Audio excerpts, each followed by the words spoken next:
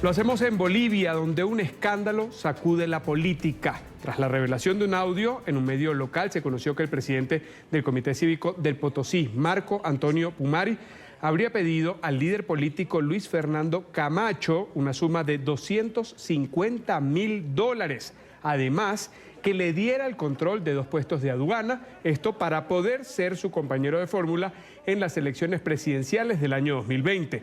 Pumari aseguró que el audio era legítimo. Él afirmó que este dinero era para financiar la campaña. En la grabación, Camacho recrimina esta petición del dinero, asegura que pagar por una candidatura no es lo correcto. Además, acusó a Pumari de ser parte de esa escuela del movimiento al socialismo, el MAS, el movimiento liderado por Evo Morales. Luis Fernando Camacho negó haber filtrado este audio al que por cierto se comprometió a guardar celosamente. El diputado del Movimiento al Socialismo, Lino Cárdenas, confirmó hoy que su partido, el MAS, va a tener al expresidente Evo Morales como jefe de campaña. En declaraciones a la prensa, Cárdenas afirmó que no es necesario que el mandatario esté en territorio de Bolivia para poder desempeñar ese papel de cara a las próximas elecciones generales, cuya fecha de realización aún no ha sido definida. Tomando en cuenta la experiencia de Evo Morales, un verdadero estratega de campaña, un general de campaña electoral, tiene bastante recorrido. Por otra parte, es un símbolo que representa unidad, que aglutina a los militantes del movimiento al socialismo, que somos sus soldados, por cierto, en esta causa y cruzada que tenemos de recuperar la democracia. Por otra parte, no se necesita tener a Evo Morales específicamente aquí, sería lo ideal, ¿no? Pero sin embargo, dado el desarrollo de la ciencia y la tecnología que tenemos actualmente, pues desde la distancia igual Evo Morales puede comandar esta campaña. Está con nosotros Jorge Dulón Fernández, cientista político y docente universitario. Gracias por estar con nosotros aquí en la tarde de NTN 24. Bienvenido. ¿Cómo le va, Carlos? Un gusto saludarlo. El gusto es nuestro. ¿Cómo recibe la sociedad boliviana esta grabación, este audio? ¿En qué puede venir todo este asunto? A propósito de que son 2 personas que tienen aspiraciones presidenciales, en la que una de ellas busca sacar réditos a propósito de ese liderazgo que obtuvo luego de que los movimientos sociales fueran protagonistas en la salida de Evo Morales del poder. Bueno, sí, en realidad había una gran expectativa de parte de la población boliviana por la unión de estos 2 líderes cívicos, uno que viene de Santa Cruz, del Comité Cívico Pro Santa Cruz, y el otro que viene del Comité Cívico de Potosí. Era la primera vez en la historia que 2 líderes, además con características muy fuertes de juventud, se habían aliado para poder desarrollar una propuesta adecuada y además haber sido protagonistas de la salida del expresidente Evo Morales. Por lo tanto, su candidatura era absolutamente natural y lamentablemente en estos días justamente surgió este audio que establece claramente, ¿no?, una sugerencia de parte del representante del Comité Cívico de Potosí, en el sentido de que él aceptaba ir como dupla de Fernando Camacho, pero con la condición de obtener algunos réditos desde un punto de vista sobre todo económicos para afrontar justamente la campaña siendo él candidato a vicepresidente. Por supuesto que esto genera muchas susceptibilidades, no solamente desde la gente de Pumari y de Potosí, sino también desde la gente de Camacho, y por lo tanto genera una fractura entre ambos líderes y hace que ambos deban buscar ahora una pareja, ¿no?, que los acompañe en la vicepresidencia, tomando en cuenta además que Camacho representa al oriente del país, es un líder joven que representa al oriente del país, y Pumari representa al occidente. Por lo tanto, tendrán que buscar liderazgos con características sectoriales bastante definidas, como por ejemplo mujeres, en el caso de Pumari, ¿no? Quizás Camacho deba pensar también en una figura indígena, etcétera, etcétera. Esto hace que antes habían por lo menos 2 opciones desde la oposición política boliviana, y ahora van a existir al menos 3, es decir, una liderada por Camacho, otra liderada por Pumari, y otra liderada por Carlos Mesa, que sigue, ¿no?, con la intención de poder participar en las elecciones del 2020. Por lo tanto, se genera o se abre un espectro un poquito mayor para que la población boliviana pueda tener más opciones en el voto en la elección del 2020. Ahorita vamos a hablar sobre el tema político, el de los partidos que se han visto un tanto minimizados a propósito de que la vocería ha sido de los movimientos sociales con un resultado efectista para la población. Es decir, ellos lograron que se diera esta presión para que Evo Morales saliera del poder. Pero quiero cerrar el tema de Pumari y de Camacho preguntándole quién resulta más perjudicado. Camacho, por un lado, lo frena en la misma grabación, que por cierto dijo que no iba a revelar y salió a la luz, o Pumari, que insiste en ese rédito político, en obtener ese beneficio personal a propósito de la posición que ahora tiene por liderar en un lado del país esa protesta que llevó a que Evo Morales saliera del poder y se lograra que se diera un paso de fortalecimiento de la democracia. Sí, a primera vista, quien queda más perjudicado definitivamente es Pumari, justamente porque él solicita, ¿no?, ciertos beneficios que tienen que ver con poder tener la aduana en Oruro y en Potosí. También pide de manera explícita un monto de dinero, que es $250,000. Por lo tanto, esto a la luz pública y de acuerdo a la percepción de la gente no es muy bien visto, ¿no? Es decir, un candidato que para ser candidato está pidiendo beneficiarse de una manera muy específica.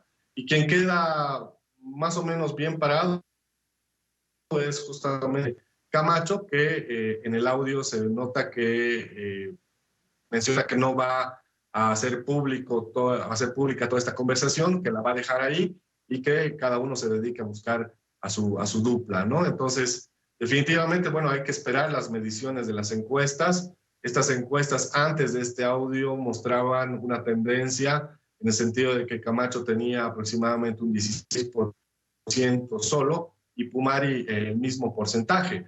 Ahora habría que ver si estas tendencias han cambiado en virtud de lo que acabamos de decir, es decir, un Pumari golpeado justamente por un audio que establece claramente esta solicitud de recursos para poder afrontar la campaña como posible dupla de Camacho.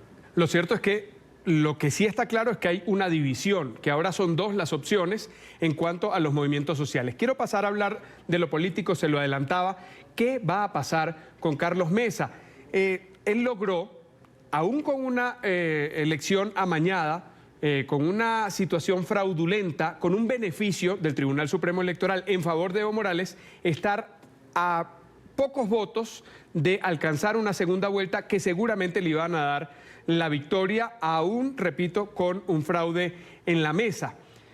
¿Es él el que tiene que dar un paso al costado? ¿Son los partidos políticos los que deben retirarse para dar espacio a un nuevo movimiento social? No, definitivamente no. Yo creo más bien que Carlos Mesa, después del audio, va a tener la posibilidad de capitalizar muchos votos que estaban previstos para la dupla Pumari-Camacho, porque claramente se ha visto que hay un descontento de parte de cierta población que creía en estos líderes jóvenes, en estos líderes cívicos, pero que ahora está desencantada. Por otra parte, un gran porcentaje de esta población que va a votar por la oposición cree que todavía los liderazgos de Camacho y de Pumari son demasiado jóvenes como para poder dedicarse, ¿no?, al mandato de Bolivia, de un país como Bolivia, y por lo tanto les sugieren que más bien puedan ir ganando experiencia dentro de otros espacios de poder como las gobernaciones o los municipios, y que dejen a una persona como Carlos Mesa, que tiene ya una experiencia como presidente del Estado, poder gobernar esta vez. Lo que sí se le está pidiendo a Carlos Mesa es que pueda conseguir una dupla, un acompañante diferente a Gustavo Pedraza, que quizás pueda representar justamente características indígenas o características de género, ¿no? Una mujer, se habla de que podría ser adecuada para poder acompañarlo en la vicepresidencia. Por lo tanto, Carlos Mesa además representa este centro político necesario que va a poder aglutinar a otros líderes que están todavía ahí latentes en Bolivia, como por ejemplo Samuel Doria Medina, que podría dar un apoyo a Carlos Mesa para que él pueda obtener un caudal importante de votación, y otros líderes desde la sociedad civil que también están queriendo darle su apoyo, pero están buscando también una posibilidad de diálogo, una posibilidad de negociación. Por lo tanto, la respuesta es clara. Yo creo que Carlos Mesa va a capitalizar políticamente esta situación que ha surgido entre ambos liderazgos de Pumari y Camacho, y definitivamente se convierte en un candidato interesante en la medida en que pueda conseguir un acompañante que represente a sectores importantes del país. Usted ha hablado de ese abanico de opciones, pero falta uno. Le pregunto cómo ve al movimiento al socialismo, el MAS, liderado por Evo Morales, que si bien ya no está en el poder, desde su llegada a la presidencia, los movimientos sociales, movimientos indígenas se han sentido tomados en cuenta. ¿Qué va a pasar con ese bloque, que es un bloque muy importante de una sociedad polarizada?